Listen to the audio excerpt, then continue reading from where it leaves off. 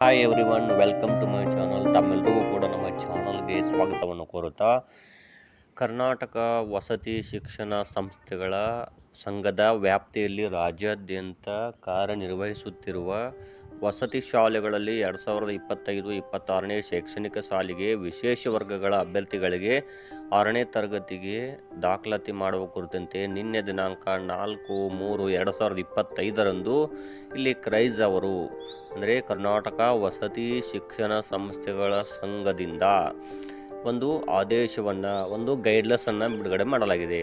ಏನು ಗೈಡ್ಲೈನ್ಸ್ ಅಂದರೆ, ಕರ್ನಾಟಕ ವಸತಿ ಶಿಕ್ಷಣ ಸಂಸ್ಥೆಗಳ ಸಂಘವನ್ನು ಆರ್ಥಿಕವಾಗಿ ಹಿಂದುಳಿದ, ಪರಿಶಿಷ್ಟ ಜಾತಿ, ಪರಿಶಿಷ್ಟ ಪಂಗಡ ಮತ್ತು ಹಿಂದುಳಿದ ವರ್ಗಗಳ ವಿದ್ಯಾರ್ಥಿಗಳಿಗೆ ಗುಣಮಟ್ಟದ ಶಿಕ್ಷಣವನ್ನು ಆಂಗ್ಲ ಮಾಧ್ಯಮದಲ್ಲಿ ಉಚಿತವಾಗಿ ನೀಡುವ ಉದ್ದೇಶದಿಂದ ಸ್ಥಾಪಿಸಲಾಗಿದ್ದು, ಕ್ರೈಸ್ ವ್ಯಾಪ್ತಿಯಲ್ಲಿ ಪರಿಶಿಷ್ಟ ಜಾತಿ, ಪರಿಶಿಷ್ಟ ಪಂಗಡ, ಹಿಂದುಳಿದ ವರ್ಗಗಳ ಮೊರಾರ್ಜಿ ದೇಸಾಯಿ, ಕಿತ್ತೂರು ರಾಣಿ ಚೆನ್ನಮ್ಮ, ಅಟಲ್ ಬಿಹಾರಿ ವಾಜಪೇಯಿ, ಶ್ರೀಮತಿ ಇಂದಿರಾ ಗಾಂಧೀಜಿ, ಡಾಕ್ಟರ್ BR ಅಂಬೇಡ್ಕರ್ ವಸತಿ ಶಾಲೆ ಮತ್ತು ಶ್ರೀ ನಾರಾಯಣ ಗುರು ಇತ್ಯಾದಿ ಹೆಸರಿನ ಒಟ್ಟು 817 ವಸತಿ ಶಾಲೆಗಳು ಕಾರ್ಯನಿರ್ವಹಿಸ್ತಾ ಇವೆ. ವಸತಿ ಶಾಲೆಗಳ ಪ್ರಾರಂಭಿಕ ತರಗತಿಯಾದ 6ನೇ ತರಗತಿಗೆ 2025-26ನೇ ಸಾಲಿನ ಪ್ರವೇಶಕ್ಕಾಗಿ ಸರ್ಕಾರದ ಆದೇಶಗಳನ್ವಯ ಪ್ರಕ್ರಿಯೆಯನ್ನು ಪ್ರಾರಂಭಿಸಲಾಗಿದೆ. ವಸತಿ ಶಾಲೆಗಳಲ್ಲಿ 6ನೇ ತರಗತಿಗೆ ಒಟ್ಟು 41,500 ಸ್ಥಾನಗಳು ಲಭ್ಯವಿರುತ್ತವೆ.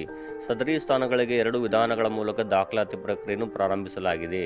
ಇದರಲ್ಲಿ 50% ಅಂದರೆ 20,750 ಸ್ಥಾನಗಳನ್ನು ಪ್ರವೇಶ ಪರೀಕ್ಷೆ ಮೂಲಕ ದಾಖಲಾತಿ ಮಾಡಲು ಕರ್ನಾಟಕ ಪರೀಕ್ಷಾ ಪ್ರಾಧಿಕಾರದಿಂದ ದಿನಾಂಕ 15/2/2025ರಂದು ಪ್ರವೇಶ ಪರೀಕ್ಷೆಯನ್ನು ನಡೆಸಲಾಗಿದೆ.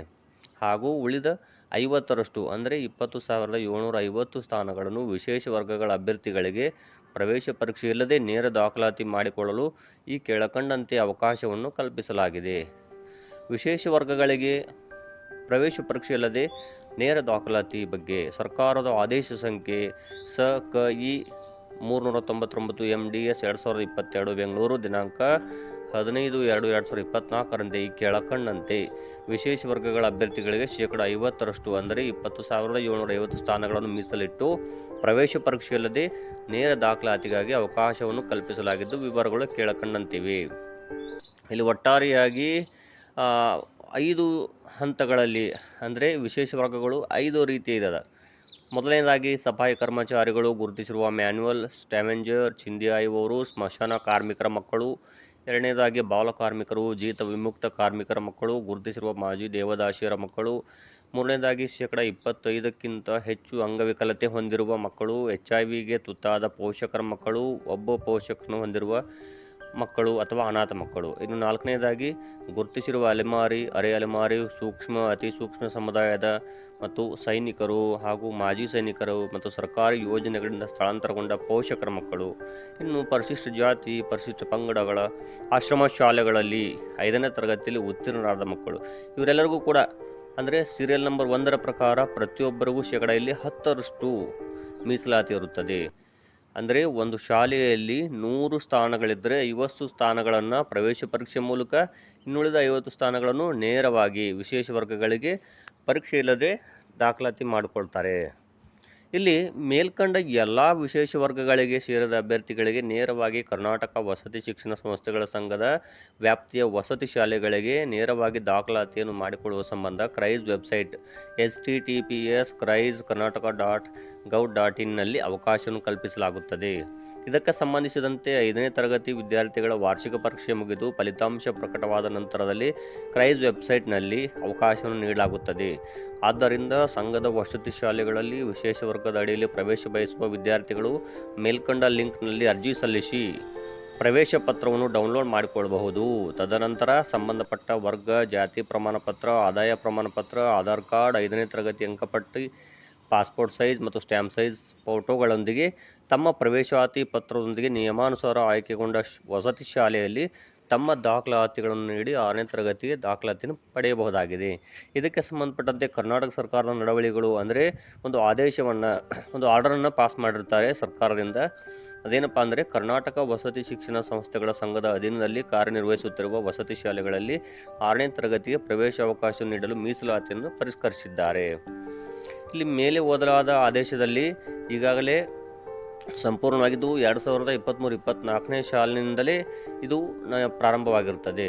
ಅಂದರೆ ಇದು ಜಿಲ್ಲಾ ಮತ್ತು ನಗರ ಗ್ರಾಮೀಣ ಸ್ಥಳೀಯವಾಗಿ ವ್ಯಾಪಕ ಪ್ರಚಾರ ಮಾಡ್ರಿ ಎಂದರೂ ಕೂಡ ಹೇಳಿದ್ದಾರೆ. ಶಿಕ್ಷಣದ ಅರಿವು ಮೂಡಿಸಿ ದಾಖಲಾತಿ ಮಾಡಿಕೊಳ್ಳಲು ಅನುಮೋದನೆ ನೀಡಲು ಆದೇಶಿಸಿದ್ದಾರೆ.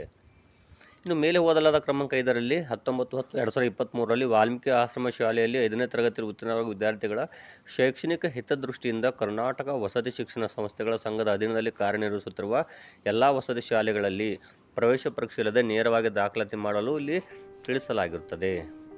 ಇದು ಇಷ್ಟೇ ಅಲ್ಲದೆ ಮೇಲೆ ಓದಲಾದ ಎಲ್ಲ ಮಾಹಿತಿಗಳ ಜೊತೆಗೆ ಇಲ್ಲಿ ಸಂಪೂರ್ಣವಾಗಿ 6ನೇ ತರಗತಿಗೆ ದಾಖಲಾತಿಯ ಸಂದರ್ಭದಲ್ಲಿ ರಾಜ್ಯದ ಎಲ್ಲ ತಾಲೂಕಿನ ಸ್ಥಳೀಯ ಅಭ್ಯರ್ಥಿಗಳಿಗೆ 75%, ಅದೇ ಜಿಲ್ಲೆಯ ಇತರ ತಾಲೂಕಿನ ಅಭ್ಯರ್ಥಿಗಳಿಗೆ 25% ಮೀಸಲಾತಿಯನ್ನು ನೀಡಲಾಗುತ್ತದೆ. ಇನ್ನು ಕರ್ನಾಟಕದ ಸಂಬಂಧಪಟ್ಟಂತೆ ಕೇವಲ ಇಲ್ಲಿ ಕರ್ನಾಟಕ ರಾಜ್ಯದ ವಿದ್ಯಾರ್ಥಿಗಳಿಗೆ ಮಾತ್ರ ಇದು ಅವಕಾಶವಿರುತ್ತದೆ.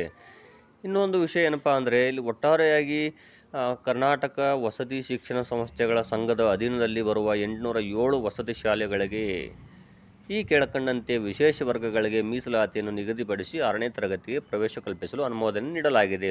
ನಾನು ಆಗಲೇ ಹೇಳಿದಾಗೆ ಇದು ದಿನಾಂಕ 15/3/2024 ಈ ಆದೇಶ ಬಂದಿರುತ್ತದೆ. ಇದು ಒಟ್ಟಾರೆಯಾಗಿ ಆಗಲೇ ನಾನು ತಿಳಿಸಿದ ಹಾಗೆ 5 ರೀತಿಯ ವರ್ಗಗಳು.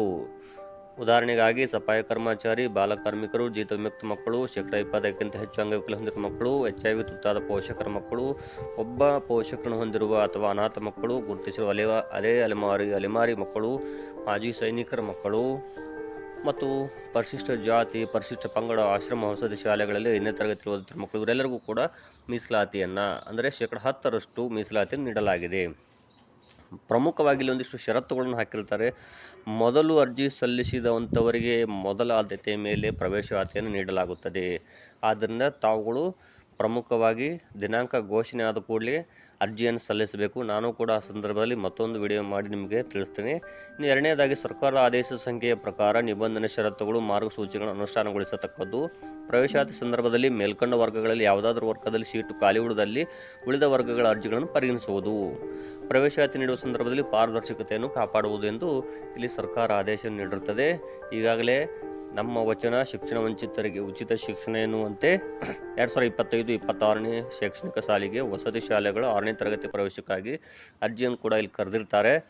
ಇನ್ನು ಇಲ್ಲಿ ಸಲ್ಲಿಸಲು ಬೇಕಾದಂಥ ಎಲಿಜಿಬಿಲಿಟಿ ಅರ್ಹತೆಗಳೇನಪ್ಪ ಅಂದರೆ 2024-25ನೇ ಸಾಲಿನಲ್ಲಿ ಸರ್ಕಾರದಿಂದ ಮಾನ್ಯತೆ ಪಡೆದ ಶಾಲೆಯಲ್ಲಿ 5ನೇ ತರಗತಿಯಲ್ಲಿ ವ್ಯಾಸಂಗ ಮಾಡ್ತಿರಬೇಕು. ಅವ್ರಿಗೆ ಮಾತ್ರ ಇಲ್ಲಿ ಎಲಿಜಿಬಲ್ ಆಗ್ತಾರೆ. ಮತ್ತು ಅರ್ಜಿ ಸಲ್ಲಿಸುವ ಸಂದರ್ಭದಲ್ಲಿ 5ನೇ ತರಗತಿ ಪಾಸಾದಂಥ ಅಂಕಪಟ್ಟಿ ಹೊಂದಿರಬೇಕು, ಮಾರ್ಕ್ಸ್ ಕಾರ್ಡ್ ಇರಬೇಕು. ಇನ್ನು ಕರ್ನಾಟಕ ರಾಜ್ಯದ ಕಾಯಂ ನಿವಾಸಿಯಾಗಿರಬೇಕು. ಅದಕ್ಕೆ ಸಂಬಂಧಪಟ್ಟಂಥ ದಾಖಲೆಗಳಿರಬೇಕು. 9ರಿಂದ 13 ವರ್ಷದವರಾಗಿರಬೇಕು.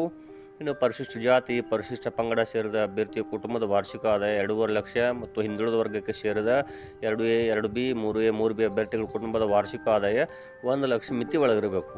ಇನ್ನು ಪ್ರವರ್ಗ 1ಕ್ಕೆ ಸೇರಿದ ಅಭ್ಯರ್ಥಿಗಳ ಕುಟುಂಬದ್ದು 2.5 ಲಕ್ಷ ಆದಾಯ ಮಿತಿ ಒಳಗಿರಬೇಕು. ಇದು ಇಷ್ಟೇ ಅಲ್ಲದೆ ಅರ್ಜಿ ಸಲ್ಲಿಸುವಾಗ ಇರಬೇಕಾದ ದಾಖಲೆಗಳೇನು ಅಂದರೆ ಇಲ್ಲಿ student achievement tracking system SATS number, ಇತ್ತೀಚಿನ ಫೋಟೋ ಇರಬೇಕು. ಮತ್ತು ಮೀಸಲಾತಿ ಪ್ರಯೋಜನಗಳನ್ನು ಕೋರುವ ಪಕ್ಷದಲ್ಲಿ ಸಂಬಂಧಪಟ್ಟ ಪ್ರಾಧಿಕಾರದಿಂದ ಪಡೆದಂತಹ ಚಾಲ್ತಿಯಲ್ಲಿರುವ ಜಾತಿ ಆದಾಯ ಪ್ರಮಾಣ ಪತ್ರ, ಸ್ಥಳೀಯ ಅಭ್ಯರ್ಥಿಯನ್ನು ರುಜುಪಡಿಸಲು ಆಧಾರ್ ಕಾರ್ಡ್ ಅಥವಾ ರೇಷನ್ ಕಾರ್ಡ್ ಅಥವಾ ಸ್ಥಳೀಯ ಪ್ರಮಾಣ ಪತ್ರ. ಇನ್ನು ವಿಶೇಷ ವರ್ಗಗಳಿಗೆ ಸಂಬಂಧಿಸಿದವರು ಸಕ್ಷಮ ಪ್ರಾಧಿಕಾರದಿಂದ ನಿಗದಿತ ನಮೂನೆಯಲ್ಲಿ ಪ್ರಮಾಣ ಪತ್ರ ಪಡೆದಿರಬೇಕು. ಮೀಸಲಾತಿ ಅಡಿಯಲ್ಲಿ ಸೀಟು ಪಡೆಯುವ ಅಭ್ಯರ್ಥಿಗಳು ತಾವು ಯಾವ ಮೀಸಲಾತಿ ಅಡಿಯಲ್ಲಿ ಅರ್ಹರಿರುವ ಅಂದರೆ ಪರಿಶಿಷ್ಟ ಜಾತಿ ಅಥವಾ ಪರಿಶಿಷ್ಟ ಪಂಗಡ ಅಥವಾ ಪ್ರವರ್ಗ 1 ಅಥವಾ ಇತರ ಹಿಂದುಳಿದ ವರ್ಗಕ್ಕೆ ಸಂಬಂಧಿಸಿದ RD ಸಂಖ್ಯೆಯನ್ನು ಒಳಗೊಂಡ ನಿಗದಿತ ಜಾತಿ ಆದಾಯ ಪ್ರಮಾಣ ಪತ್ರ ಇರಬೇಕು. ಅಭ್ಯರ್ಥಿಯು ಅರ್ಜಿ ಸಲ್ಲಿಸುವಾಗ ತನ್ನ ಪೋಷಕರ ಚಾಲ್ತಿಯಲ್ಲಿರುವ ಮೊಬೈಲ್ ಸಂಖ್ಯೆಯನ್ನು ತಪ್ಪದೇ ನಮೂದಿಸಬೇಕು. ಈ ರೀತಿಯಾಗಿ ಸರ್ಕಾರ ಗೈಡ್ಲೈನ್ಸನ್ನು ಬಿಡುಗಡೆ ಮಾಡಿದೆ. ಇದರ ಜೊತೆಗೆ ಯಾವ ಶಾಲೆಗಳಲ್ಲಿ ವಿಶೇಷ ವರ್ಗಕ್ಕೆ ಎಷ್ಟು ಸೀಟುಗಳು ಎಂಬುದಕ್ಕೆ ಸಂಬಂಧಪಟ್ಟಂತೆ ಇಲ್ಲಿ ಸಂಪೂರ್ಣ ಲಿಸ್ಟನ್ನು ವೆಬ್ಸೈಟ್ನಲ್ಲಿ ಪ್ರಕಟಗೊಳಿಸಲಾಗಿದೆ. ಇನ್ನು ಇದು ಅರ್ಜಿಗಳು ಯಾವಾಗ ಆಹ್ವಾನ ಮಾಡ್ತಾರೆ ಅಂದರೆ ಏಪ್ರಿಲ್ 11ರ ನಂತರ ಅರ್ಜಿಯನ್ನು ಕರೀತಾರೆ. ವೆಬ್ಸೈಟನ್ನು ಆಗಾಗ ನೋಡ್ತಾ ಇರಬೇಕು. ನಾನು ಕೂಡ ತಮಗೆ ಇನ್ಫಾರ್ಮೇಷನ್ ಕೊಡ್ತಾ ಹೋಗ್ತೀನಿ. ಈ ವಿಡಿಯೋವನ್ನು ಸಾಕಷ್ಟು ಜನರಿಗೆ ಶೇರ್ ಮಾಡಿ.